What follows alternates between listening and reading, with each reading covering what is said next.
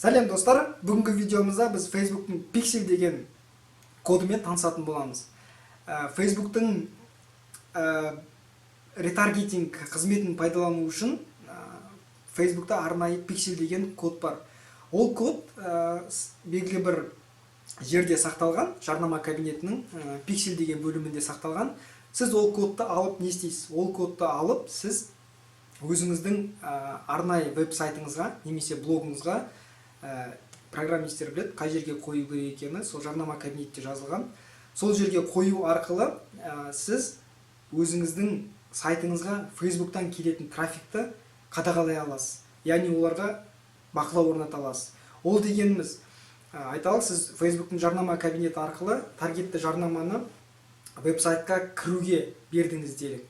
Сол жарнамаңыз арқылы Facebook'тан сізге күнне мысалға 1000 адам, немесе 100 адам дейік, 500 адам дейік, қанша адам болса да сіздің сайтыңызға кірді делік. Сол сайтқа кірген адамдарды Facebook өзіне жаттап қалады. Яғни жаңағы кодтың арқасында.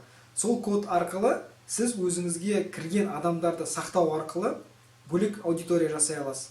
Яғни сіздің жарнамаңызды көріп, сіздің сайтыңызға немесе блогыңызға өткен адамдар міндетті түрде сіздің жазған жазбаңыз қызығушылық туған адамдар.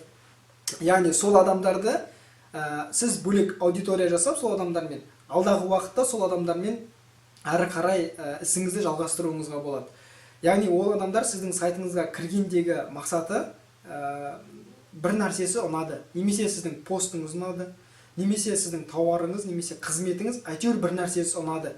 Яғни осы адамды жібермеу сіздің алдағы уақыттағы мақсатыңыз. Сол үшін сізге Facebook арнайы Pixel деген кодты шығарды. Сол кодты қолдану арқылы сіз өзіңіздің ісіңізді әрі қарай дөңгелетуіңізге болады.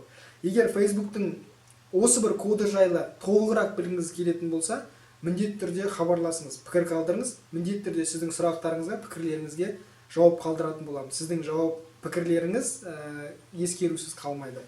Келесі видеоларда міндетті түрде толығырақ әңгімелеуге тұратын тақырып.